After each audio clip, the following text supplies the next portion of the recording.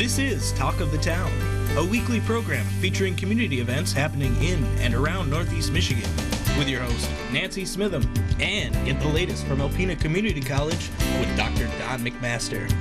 And now, today's Talk of the Town.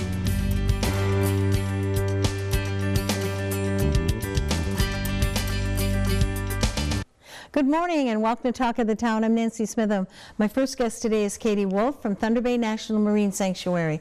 Good morning, Katie. Good morning. How many more weeks till spring?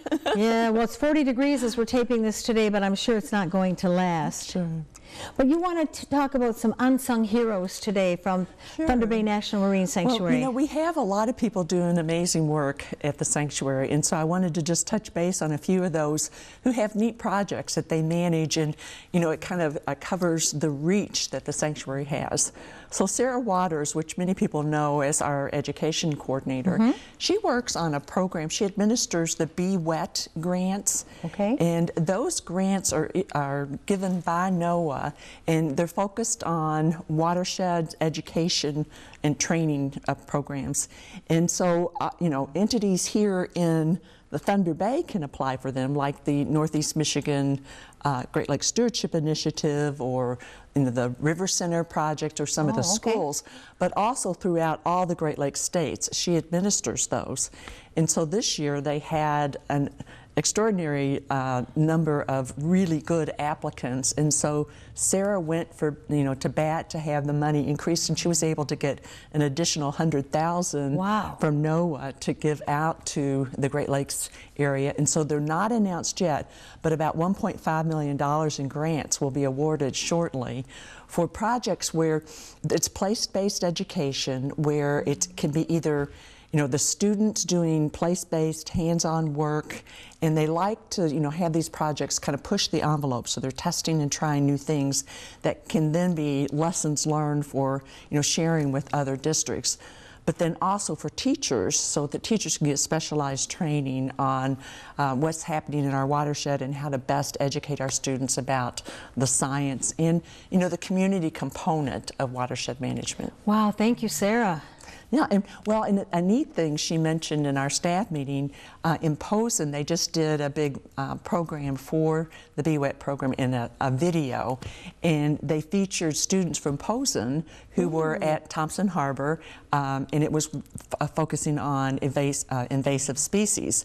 And so, you know, our program was featured in a national video for NOAA, and so it's a great way for our kids to, you know, kind of get a sense of that bigger picture in the world. Good. So what else is happening and coming up? Well, another thing that I wanted to mention was John Bright, who is he's now our research coordinator. He was with us for quite a while, and now he's come back. And so this past, 2021, he spent an enormous amount of time with crews out doing mapping of the Great Lakes, not just in Thunder Bay. They went, you know, beyond that reach. And so, you know, they're collecting massive amounts of data. And, you know, we're talking about terabytes, you know, really huge amounts of data. And so this database that he's building, which will be part of, you know, NOAA's library on the lake bottom, you know, and all different types of aspects of the Great Lakes, will be one of the largest collections, you know, ever established before. So he's been very busy crunching all of that information and creating a pretty elaborate system so that researchers can tap into this, you know, remotely from all over the world. So that's another thing that's just a lot of work behind it, a lot of expertise, but, you know, it's been happening right here in Thunder Bay. Okay. Another really cool research-based story is between a professor, assistant professor at Louisiana State University in mechanical engineering. She did her postdoc work at the University of Michigan. She's now partnering with the University of Michigan and Michigan Tech to develop these robots that can go as deep as 984 feet into the lakes to study the shipwrecks up close. And so these robots, the one they have is, the students named it Dory, after, you know, the character, Disney character. And so it will, the work they're doing right now and that they will be doing this summer is actually testing this robot using what they call motion planning algorithms, so that the robot can go to these deep levels, and, to study the shipwrecks, get up very close. They're not cabled, so they don't have to worry about it getting wrapped up in anything, and they're completely autonomous. Wow. So they'll be able to collect information that we've never been able to collect before. It's Again, amazing. we talk about all the things we know about the moon and Mars, and the things that we study there. Well, we're now finally starting to really put those resources toward the Great Lakes and our lake bottom here, so we'll learn a lot more. Perfect. And the film festival? The film festival went very well. It went very smoothly. I helped handle troubleshooting and didn't have too many of those calls, and so we finished a 10th year. And in fact, a sweet story. Chuck Bennett, who is our IT person, another incredible person at the sanctuary, he's been with Thunder Bay for 20 years. Wow. And he is sort of retiring. He's cutting back to 15 hours, and so we honored him because this was his 10th film festival that he did all the technology in the background. And since we went virtual, it's getting all those films uploaded, and all those digital files. So it was quite an extraordinary job. So we'll still have Chuck on board for 15 hours a week, but he's just been I've been lucky because he's been across the hall from me all the time. So anytime I had an IT problem, I could just run across the hallway. Perfect. Okay, and I'm sure you're getting ready to gear up for spring. Lady Michigan will be back up and running. Oh yes, this is actually a really busy time. We have everybody's wrapping up all the reporting they do in the winter, but now getting ready for new projects, for the spring. And so we have a couple fun things coming up.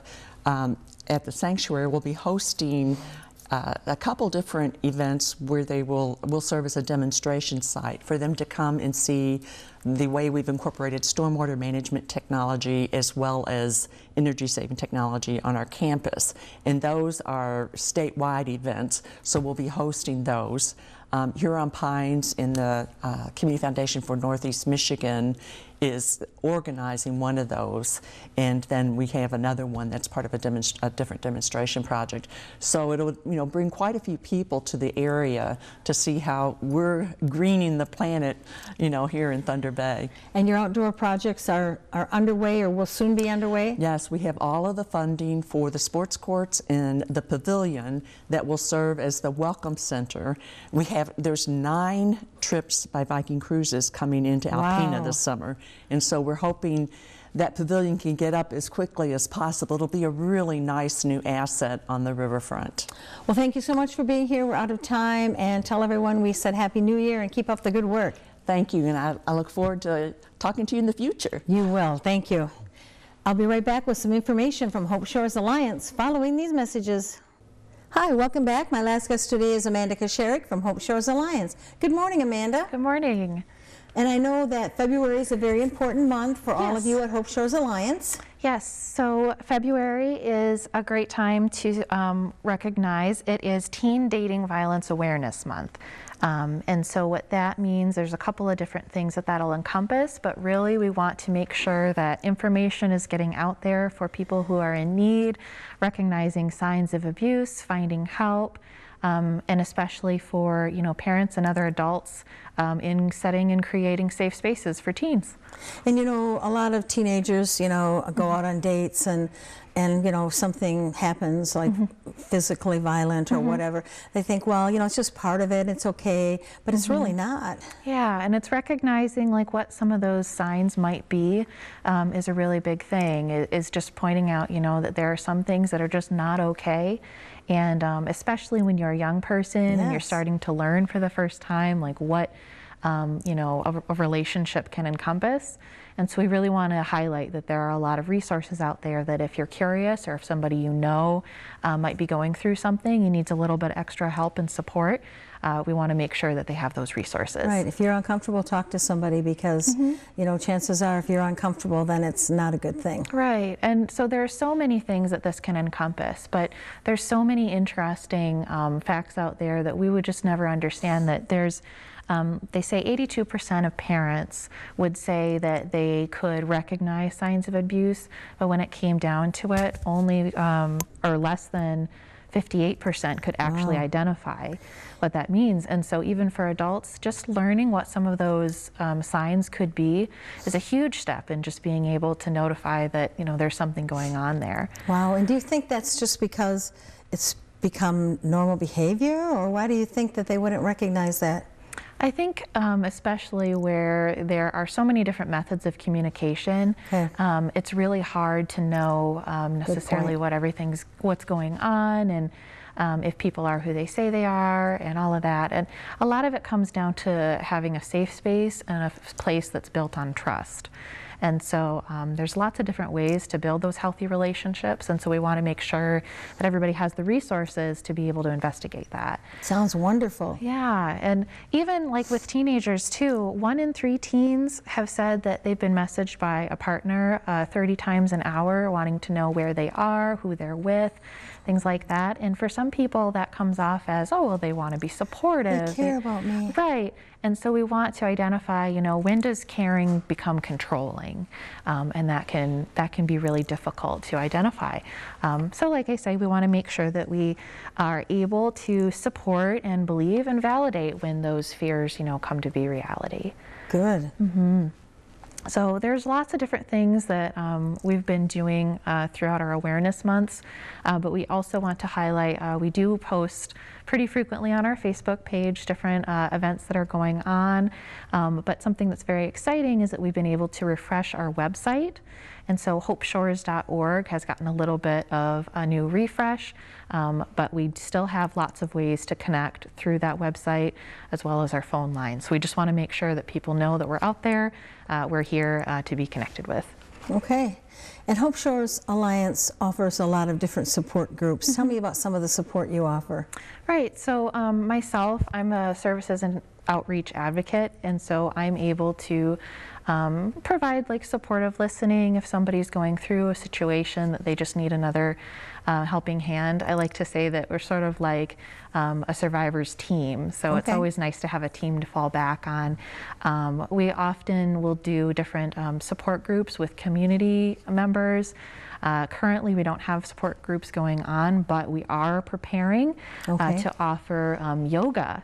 So we do have a special set-up yoga plan for, it's called Being in Your Body, and it's specially created in mind for survivors of sexual assault, sexual abuse.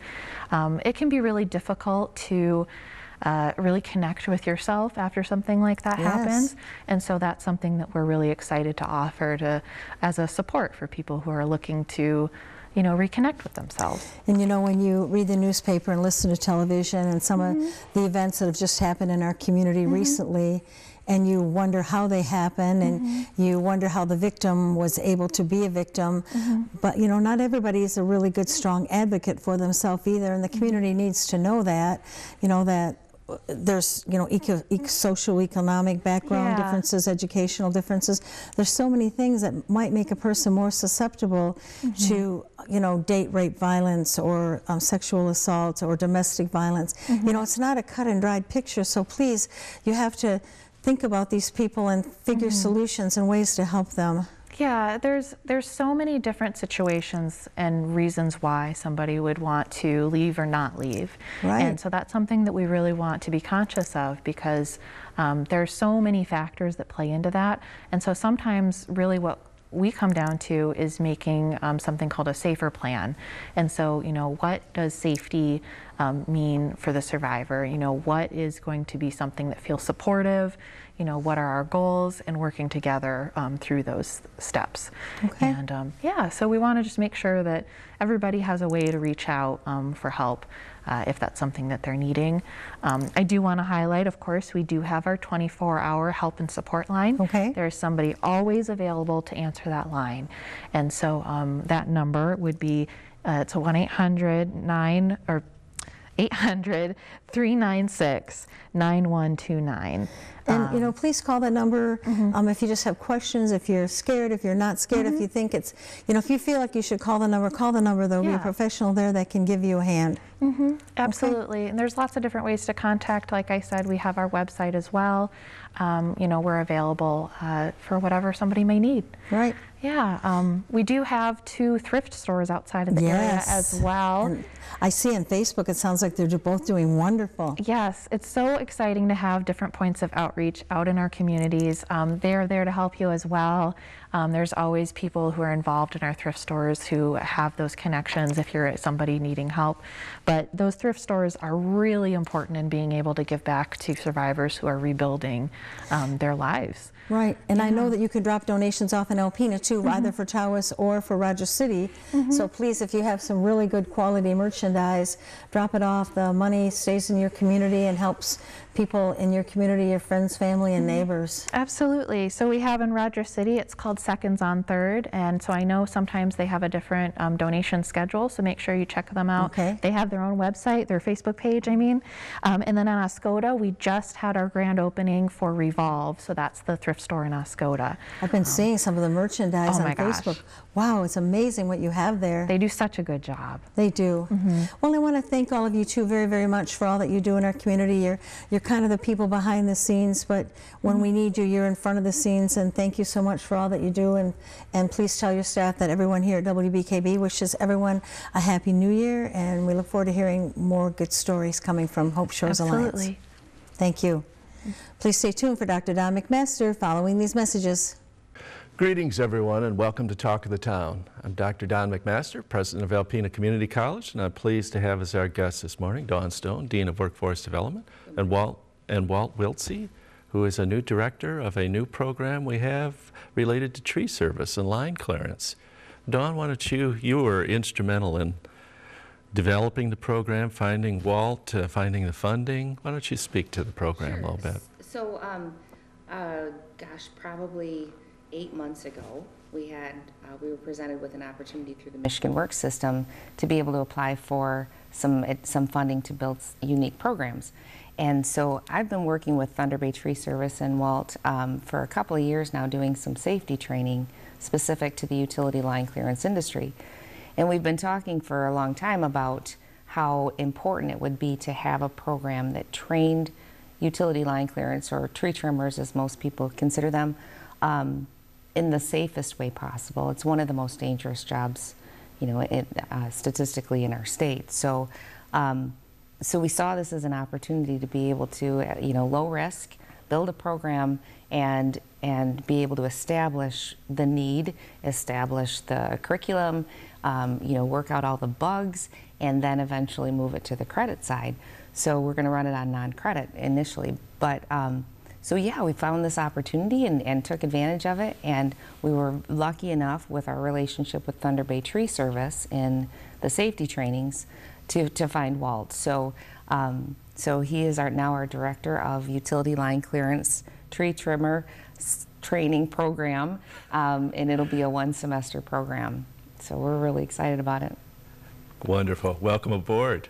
Your thoughts initially, you know, feel free to expound on your experience, what you, any direction you want to go. Well, what was exciting when I come to Thunder Bay and then Austin and John Gilman spoke about this program that they were trying to build, I was very excited because I've been in the industry for over 20 years, and this has been needed for all of 20 years. And I was very excited, and then I was really excited when they asked me to be a part of it. And I can't be more happier than be in this position right now and know what I know. And I hope that this program will help a lot of younger people get into the industry and know it safely, know how to do the job correctly, and be very proficient at it. Wonderful. Well put. Dawn, the proximity of our UTT program, our line workers program, and the popularity of it. I mean, people come from around the state just to get into that program. The program you're developing with Walt fits right next to that in a very neat way. It does. I think that's probably the reason that the Gilmets came and Thunder Bay Tree Service came to us initially, was because of our ability to, you know, demonstrate that we can do exceptional training for hands-on occupational programs. So the fact that we are already training the folks who are putting the lines on the poles up and the lines on the poles, then taking it's a really cool synergy to take it to the next level, because I don't know that people understand how valuable, how important the line clearance folks are in our utility industry. It is not all just about the putting the poles up and running the lines. Right. It is then all the repair work and all the storm restoration, all of that is critical to us as a society to have have power in our homes and in our hospitals and our nursing care homes. The value or the importance of the industry overall is significant.